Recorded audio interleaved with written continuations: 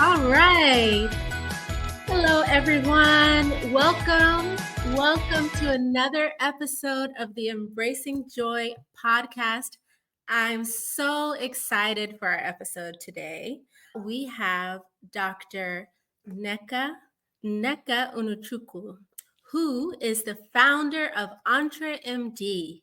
I'm so excited to have this special guest. Our topic today is embracing joy and faith in entrepreneurship. She's a wonderful physician, and I'll tell you a lot more about her. She's the founder of EntreMD, which is a company that's on a mission to help 100,000 physicians build profitable 7+ figure businesses so that they have the freedom to live and practice medicine on their terms. She does this through her EntreMD Business School, and it's the only school of its kind for physician entrepreneurs. She also has a top 1% podcast, which is the EntreMD podcast, and she has multiple best-selling books. She has been featured in Forbes magazine, and her company also hit number 315 on the Inc. 5000 list of fastest growing privately held companies in America. She's a board certified pediatrician, and while she's done all of these amazing things, she also has a beautiful family, and she has 4 children and a husband, and they live outside of Atlanta.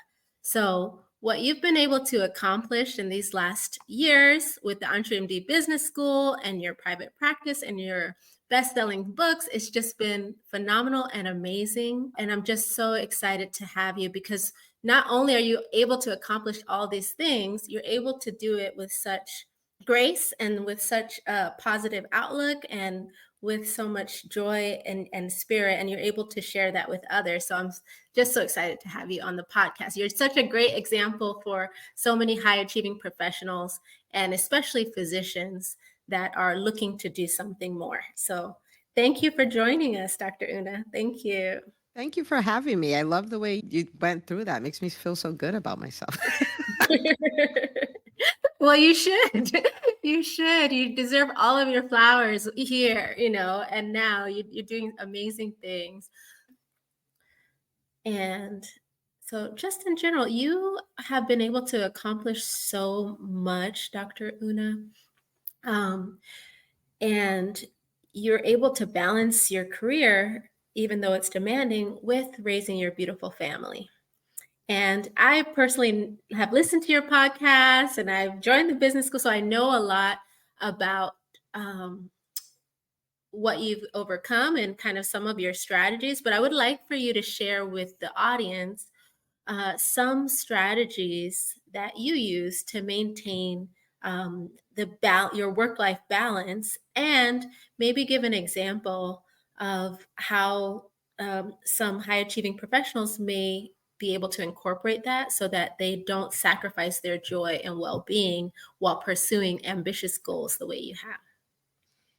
Yeah, so there are a number of things. We could have probably 5 podcast Five. episodes on this, but I think that the starting point really is my priorities. And so in the grand scheme of events, my priorities, my faith comes first, my family comes next, and then whatever business or career or whatever I'm doing. And so, in the process of building, I'm still building with that. Like if there's anything I'm going to do that is going to jeopardize my family and stuff like that, I'm just not willing to do it. I'm not willing to have a great business at the expense of my family. It's just not worth it to me. Right. And so the question is, so it's not okay, focus on my family and ignore my business. It's not really that. It's just like, how can I have both? Because Mhm. there's no way I'm having, the business without the family. Like it's just not going to work. So because that's my stance, it creates a lot of creativity on how to pull that off, because it's just a non-negotiable for me. Like this is not happening. So that's the first piece. The second piece is really around becoming a master at using my time, right? And you're in the business school, so we do a lot of work on this, and it's kind of like, how can I treat my time the way a savvy financial investor will treat money? Mhm. right? Which means they put their money in the best investments. They do that. So how can I do that? Because honestly, that is the secret to getting a lot more done in a lot less time. Right? Because it doesn't make sense that I'm able to do all the things I do. There is a time component to it. Mhm. And so I'm constantly asking myself, what is the best use of my time? What are the things that will actually get me the results? What are those top 20% activities, like, we talk about, that give me 80% of my results? And I try to spend most of my time living there, because Mhm. then every hour that I put activity into, the return is so big because of the kind of activity I'm putting in it, right? So the time piece is huge.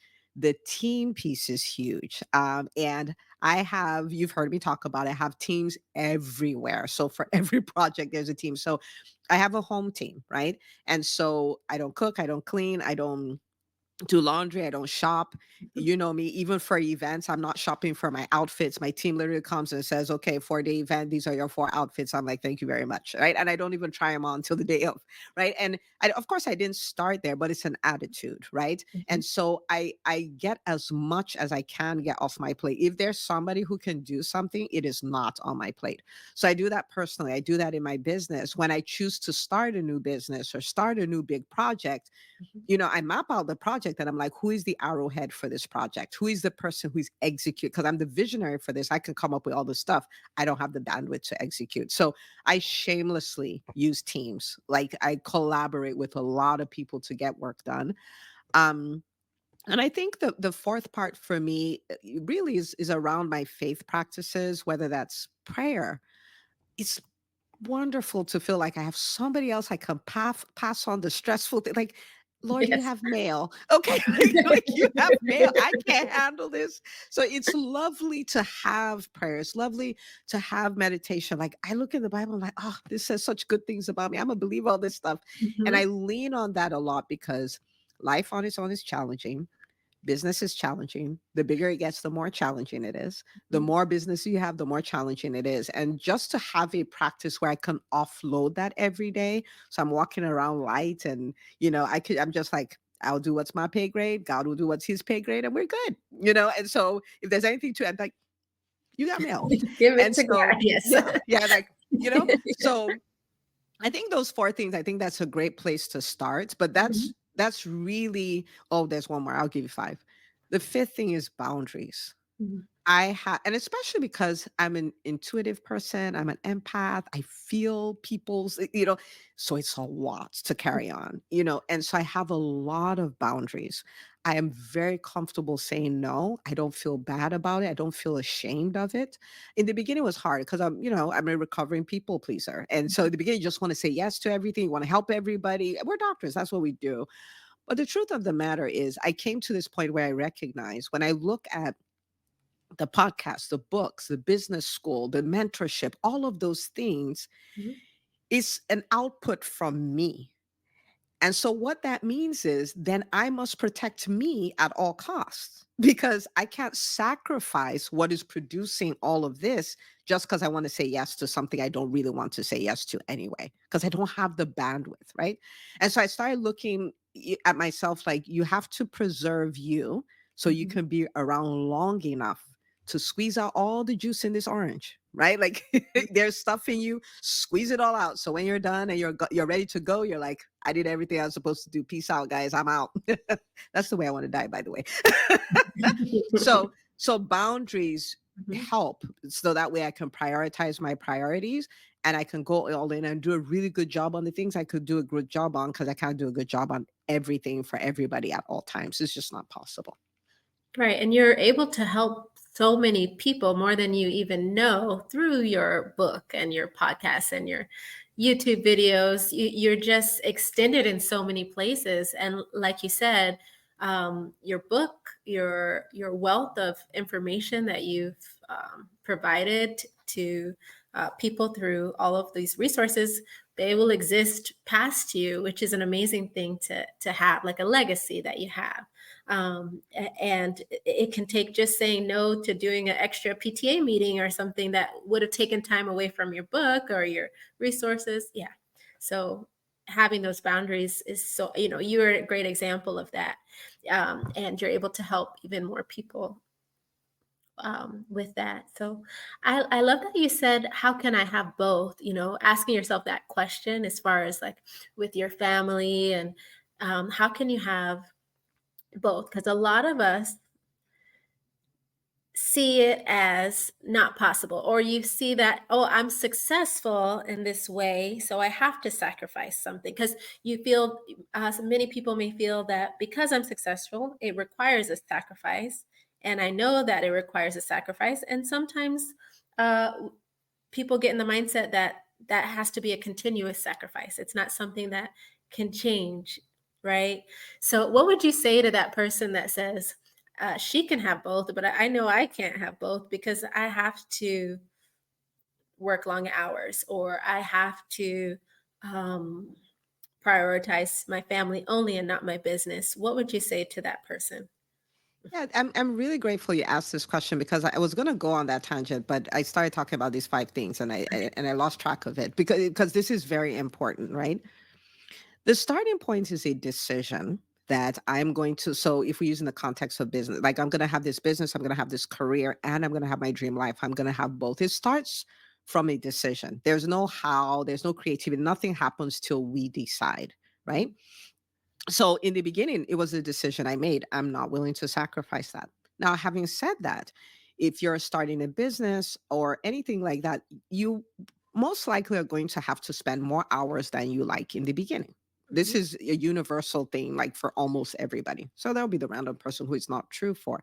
But the thing is this, at every stage, there's a version of your dream career or business and a version of your dream life you can be living.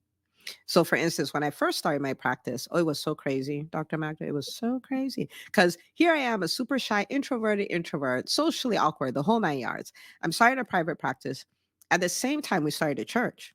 I don't know if you know this part. Both of them started. So this is like, and I had two children under two. So we had like four babies, like yes. at going at the same time. Mhm, Now, was I going to say, "Oh, I'm gonna spend all this time with my babies because I don't wanna miss anything that happens with them," and it doesn't work that way. mhm. We didn't even qualify for a loan and stuff like that, and so I was working probably 20 hours, part-time hours in the urgent care when I started my practice to self-fund my private practice. So when you think of all of that, practice, part-time job, new church, 2 babies, all of that stuff, hashtag crazy. But the thing is this, I was like, "If I can put in 2 years and put in the work and build this thing, it will create freedom so I don't have to do that anymore." So I Mhm, was doing it, but I had a deadline. Like, I'm going to do it till this time. And it mhm. didn't mean at that point I could throw everything away. It meant it will be better. And then from that year, it would keep getting better. So this was an event 14 years ago. And that But was a decision you made because you that didn't was a know it decision. would get better after the 2 years you put in, but you just made a decision that I made a decision. it Okay. will, I will put in every effort and it will get better. Yes, Yeah. as your decision. Mhm, And so at that point, I don't have the luxury of saying, let me try this, let me dabble here. Oh, no, because I got 2 years and I'm going to put in the work. I'm going to do what is required so that I have this freedom to then live on like the way, the way Dave Ramsey would say, live like no one else. So later you can live like no one else. That was the concept. mhm, Now, in that, yes, I wouldn't have all the hours and stuff to spend with my kids, but what I did have, I made it count. That was my version of a dream life. So no, I mhm, was not going to spend the time that I did have doing laundry and doing all of that. I'll spend it physically with them. And when I'm going away, I'm not allowing myself beat myself up because I'm like, you're doing this. So ultimately, this practice can work without you, and you can have all the time with them. So here we are, 14 years later. All four of them are homeschooled because that's what I want to do. mhm, I'm here with them 24/7 because that's what I want to do, mhm, right? And so there will be those times you have to make sacrifices, but you still put a version of your dream life there. And then all that happens is as the career gets better, the dream life is getting better. It's becoming more like what you want. mhm, But from the beginning, it's a decision. So there will be a little bit of a dance to it, but the question is, what version of my dream life can I live now while I'm going to the version of what I really want, right? So there's some delayed gratification there. And it goes back to then you're ruthless with your time because you're like, I don't have time to play. I'm here to make this work so I can take back my time and go do what I really want to do. right? Yeah. Right. Right. And you're doing that while also taking care of your health, your sanity, you're not completely, you're sacrificing, but you're prioritizing. You're prioritizing, Yes. your kids, your health, and your dream life in the small ways that you can when you did have to put more into your business and your church at that time. So, wow, thank you for that example. And it's just amazing what you were able to accomplish in that time with the church and with your business. And speaking of church and business, I wanted to incorporate some of the aspect of faith in this episode as well, because I know it's very important to you. I know it's very important to me as well. And joy is written about a lot in the Bible and the Christian faith as well. And I would like to just hear from you as far as just what you think about, living in the fruit of the spirit, which involves living with joy, humility, and being able self-control. I would just like you to kind of elaborate on how your faith encourages you to live more joyfully. Yeah, that's such a great question. Truthfully, I was the opposite of that. Now, when I started my practice, let's say a few months in, I would literally wake up, eyes are open, my heart will start racing, flooded with all these things. It's not going to work. Nobody's going to want to work with you. The patients who have come are going to leave, blah, blah, blah, blah, blah, blah. So I'm so stressed out. And I've only been Mhm. awake for 2 minutes. Mhm. It got to a point I was like, you know what? You're going to have to figure this out, or you're going to need to go get a job, because I could feel epinephrine and cortisol going through my veins. That's how badly stressed out I was. And so I started digging into the scriptures because, I'm a very practical person. I'm like, this works or it doesn't work. I mean, like, I have no interest in a dead religion of do's and don'ts. Like, this is life or it's not. And I'll give you two examples. So, one, I came across a scripture that really got me thinking. Okay. So, Mhm. this is Philippians 4, and it says, be anxious for nothing. I'm like nothing? Like, is it Mhm. the responsible adult thing to do? To be anxious about things? What do you mean by nothing? I looked at another translation. It says, don't worry about anything. I'm like, Mhm. hang on. Like, for God to say that, it means that somewhere in our partnership, like two of us together, I could pull Mhm. that off. I'm like, don't worry about anything. And then I keep reading and it says, don't worry about anything. Instead, pray about everything. I was Mhm. like, oh, because before that, I thought when something, that's not nice happens, your job is to worry. Then I discovered, no, it's not to worry. You're at a crossroads. So you get to choose. You can worry or you can pray. Mhm. And I was like, I will pick prayer. And then after that, it says, tell him everything you need. So not, Mhm. there's complaining in the presence of God that we kind of say it's prayer, but it's not. We're just complaining. But it's Mhm. like, what is the issue? Right. So for instance, you're like, oh my goodness, I did a launch and I was thinking I'd get 20 new clients and I got one new client. Like, these are revenue goals. How are we going to meet that? So the question is, Lord, I did this launch. This is what happened. Like, where do we go from here? As opposed to, I don't know why this is happening to me, blah, blah, because that's not prayer. That's Mhm. complaining. Okay. Complaining. So it's like, ask him for what you need and then thank him for everything he's done. And when you do that, the verse 7 goes on to say, and the peace of God that passes all understanding will guard your hearts and minds. I'm like, I want that. Okay. Mhm. I want that. And so I started practicing that. And that practice alone brings so much peace, where I could be in the middle of very challenging times, very chaotic times, like the pandemic that we just had, all of these things. And I tell you, I had so much peace going through that because I was Mhm. like, Lord, you have mail. Mhm. Let's have a conversation about this because I'm not dealing with this. I can't figure this out. This is above my pay grade. Mhm. And so that's something that I really started making a practice. Like, every time there's this thing I'm about to worry, I'm like, oh, wait, I have another protocol. Like, instead of worrying, I can pray. I can ask him, Mhm. and stuff like that. So that made such a huge difference. The other thing you talked about, the fruit of the spirit. The fruit of the spirit is something that is so attractive. Mhm. right? Like, think Yeah. about somebody who has joy, who has peace, who loves people, who has self-control. It's like it doesn't matter what religion you are. It doesn't matter. Everybody loves the people who have the fruit of the spirit because it's just so good to to be around. And for me, I have a feeling like I was somebody who would always run away from religion. I was someone who was always very skeptical. I was someone who didn't want to have anything to do with God because I was like, "He'll send me to a foreign country to go be a missionary and I'll die." Like I was just like, I don't want anything to do with that.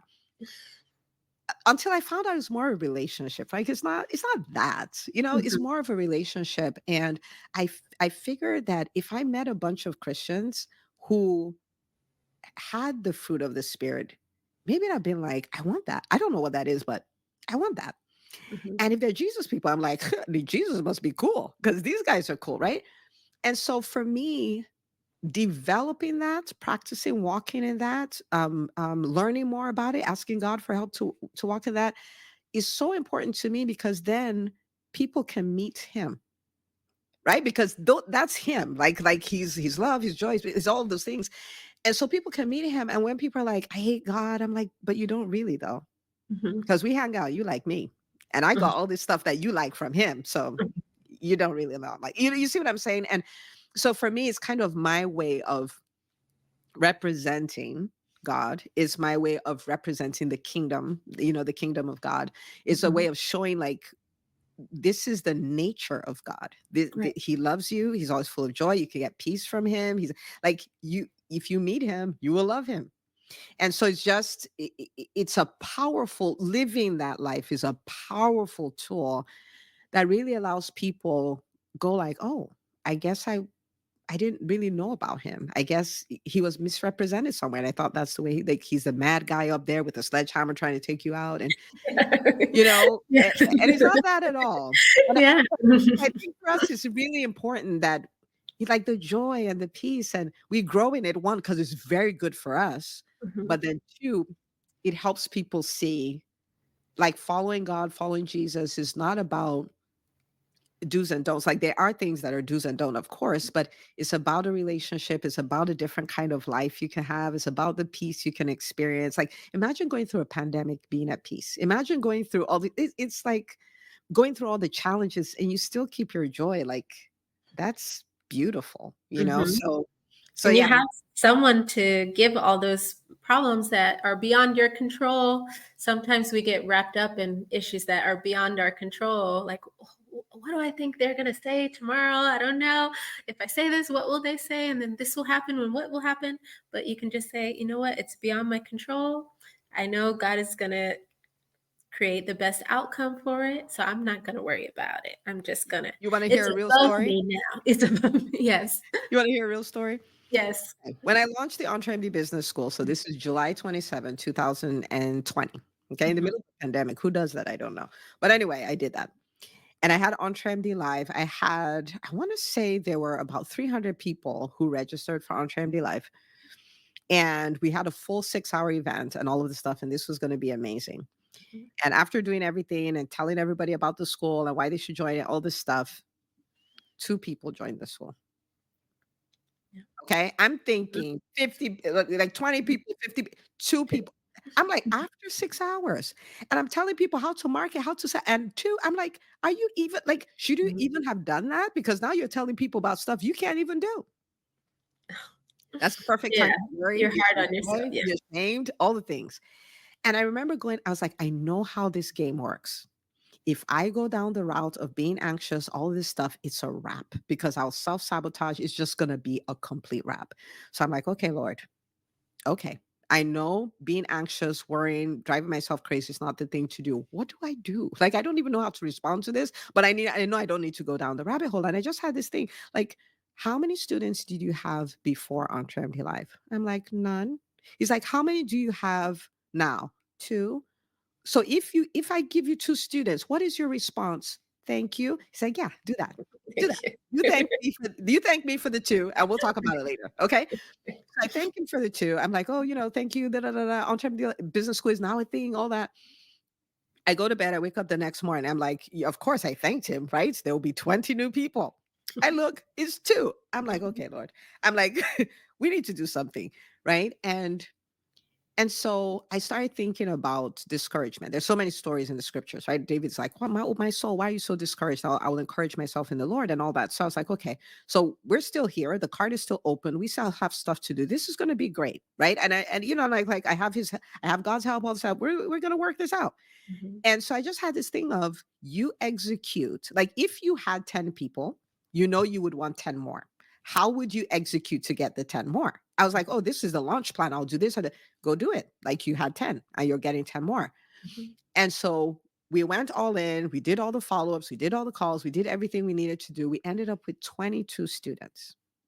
Wow. 22. And we still had days in between where there was nothing. So as of the last day, there are probably 10 or 11, and between the last email at 5 o'clock, not the last second to the last 5 o'clock at midnight, we Mhm. had another 12 join. We ended up with 22 people.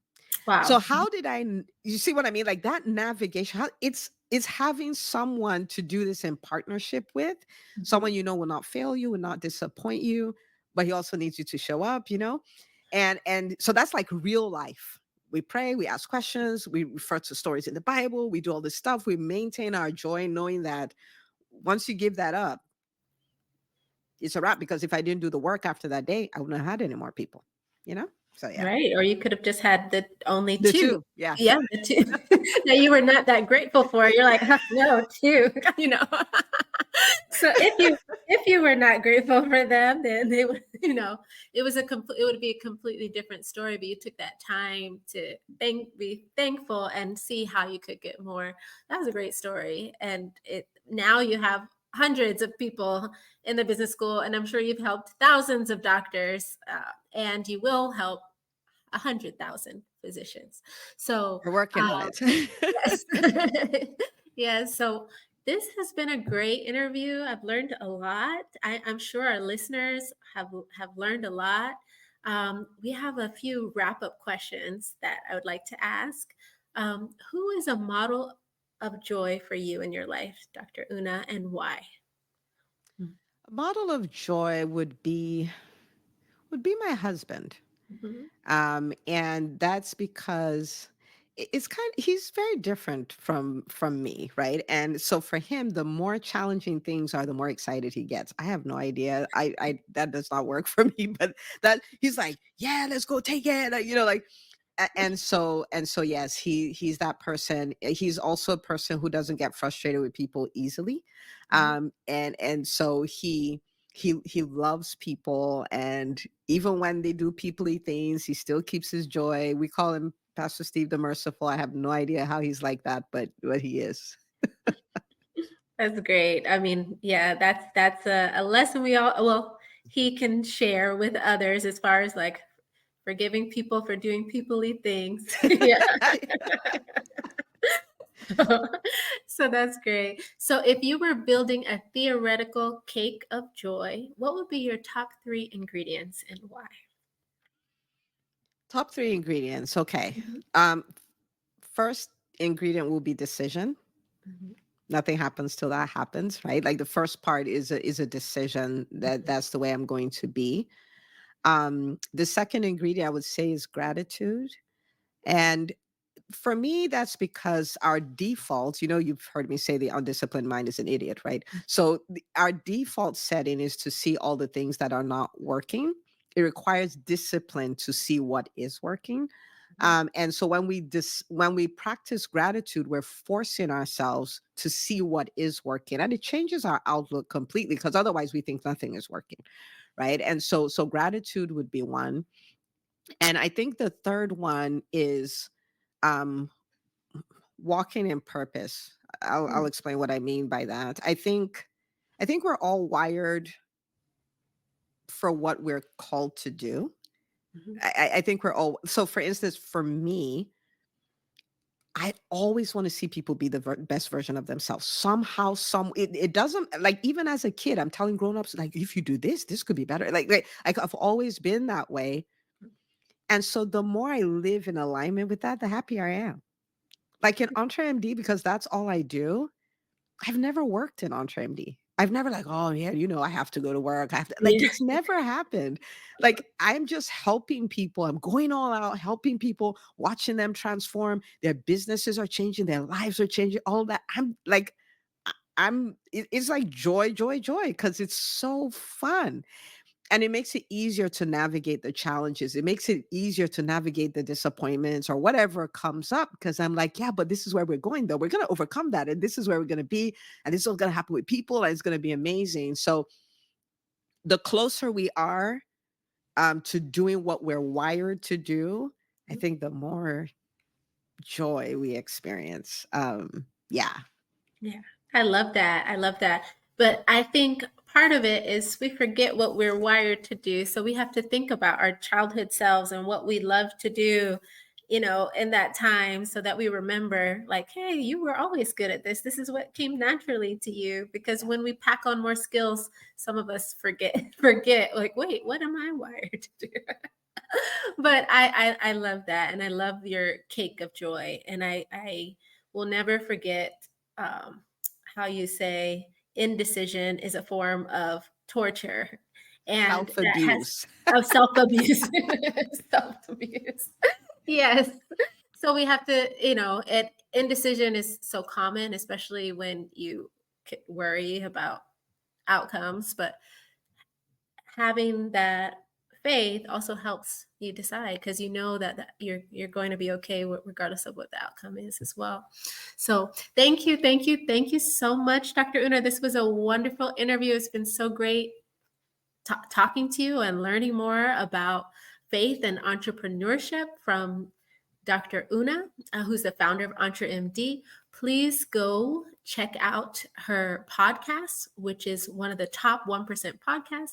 That's how I learned about the business school. I binged her podcast, which is so inspirational for physicians. It just gives you hope, and it gives you a greater sense of purpose, even if you're an employed physician or if you're moving into entrepreneurship.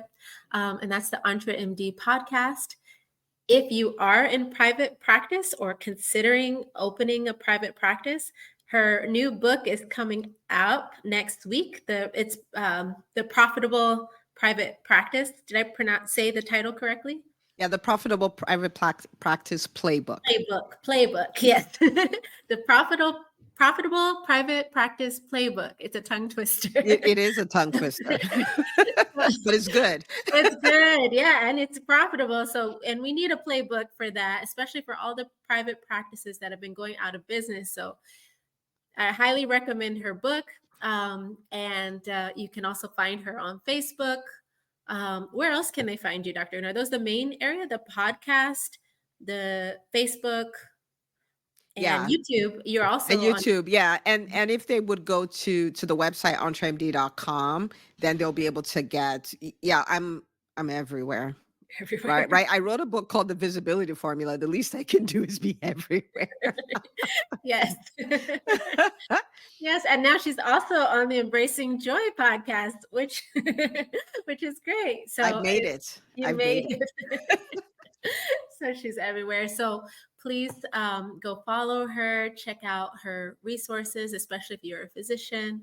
And this was another episode of the Embracing Joy podcast with Dr. Makda Majette and our special guest, Dr. Una. Thank you for joining us, Dr. Una. Thank Take you so care. much for having me.